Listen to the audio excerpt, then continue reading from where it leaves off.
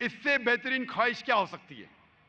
تو دوسرے صحابہ اٹھ کے کہتے کہ میں خواہش کروں گا کہ یہ کمرہ ہیرے اور جوہرات سے بھر دے تاکہ میں اس کا استعمال اللہ کا پیغام، اللہ کا دین پھیلانے کے لیے کہوں، اللہ کا پیغام، اللہ کا دین پھیلانے کے لیے کروں۔ حضرت عمر رضی اللہ عنہ فرماتے اس سے بہترین خواہش کیا ہو سکتی ہے؟ تو صحابہ فرماتے یا امیر المومنین، آپ ہم سے کہو اس سے بہترین خواہش کیا ہو سکتی؟ اسلام کے دوسرے خلیفہ حضرت عمر رضی اللہ عنہ فرماتے کہ میری خواہش ہے کہ یہ کمرہ دائی سے بھر جائے، جیسے معاذ بن جبل، ابو عبیدہ بن جراح، حذیفہ بن الیمن رضی اللہ عنہ، تاکہ میں ان کو بھیجوں اللہ کا دین پھیلانے کے لیے۔ اس کال سے ہمیں پتہ چلتا ہے کہ سب سے بہترین ہے مین پاور۔ ہم انسان سمجھتے ہیں کہ سب سے زیادہ ضرورت ہے دولت کی۔ دولت ٹھیک ہے، ضرورت پڑ سکتی ہے، لیکن سب سے اول نمبر پہ نہیں، سب سے اول ہے مین پاور۔ اچھے لوگ پیدا کرو، اچھے لوگ بناؤ، اچھے لوگ تیار کرو۔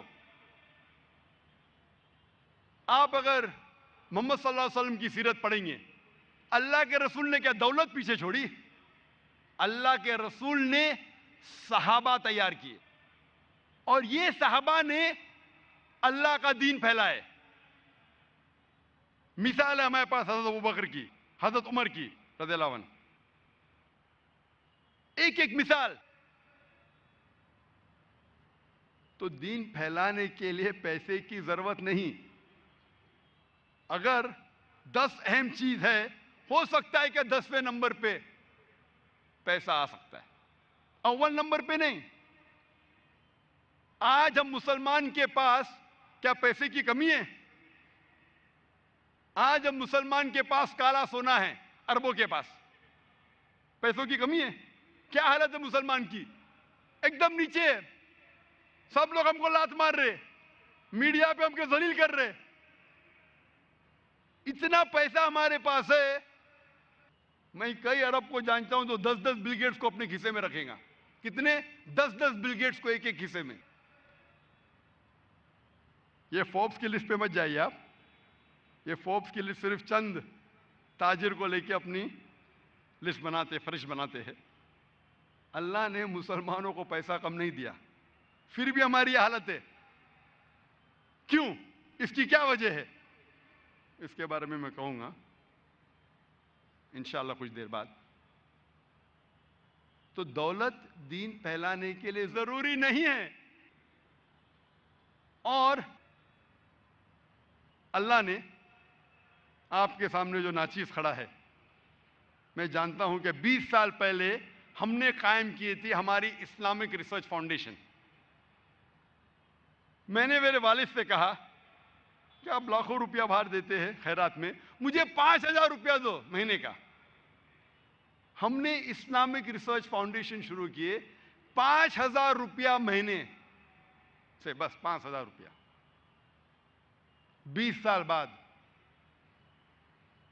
اللہ نے الحمدللہ، اللہ کی مدد سے،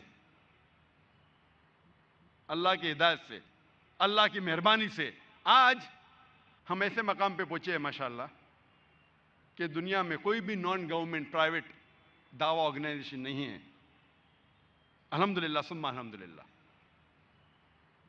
آج جو ہمارے پاس لوگ ہیں، جو والنٹیئرز ہے، جو دائی ہے، وہ امپورٹنٹ ہے۔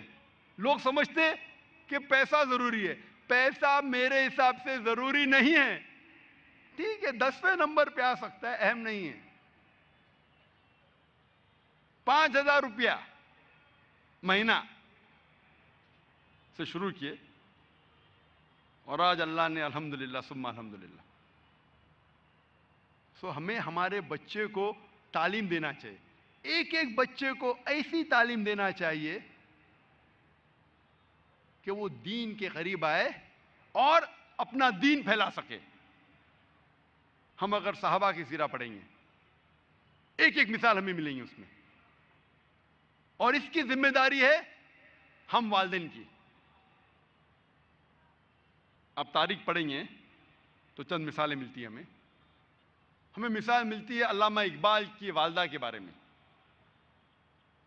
ہم جب کتابیں پڑھتے علامہ اقبال کی زندگی کے بارے میں تو پتہ چلتا ہے کہ علامہ اقبال کے والد ایک ایسا پیشہ کرتے تھے جو ربا سے جڑا تھا, جو سود سے جڑا تھا, اور علامہ اقبال کی والدہ اسے بالکل پسند نہیں کرتی تھی. تو جب علامہ اقبال پیدا ہوئے, علامہ اقبال کی والدہ نے اپنے چھاتی کا دودھ, اپنا دودھ اپنے بیٹے کو نہیں پلایا. وہ چاہتی تھی کہ میرے بیٹے کے جسم میں ایک بوند بھی حرام کمائی نہیں جائے. تو علامہ اقبال کی والدہ نے کیا کیا؟ اپنے زیورات بیچے جو خود کے تھے, الحمدللہ حلال کمائی کے تھے. زیورات کو بیچ کے ایک بکری خریدی اور اس بکری کے دودھ سے پرورش کی علامہ اقبال کی. اور اللہ نے پھر ان کے شوہر کو ہدایت دی اور وہ بھی سیدھے راستے پہ آ گئے. اور پھر اللہ نے ایسا شخص, علامہ اقبال جیسا شخص بنایا.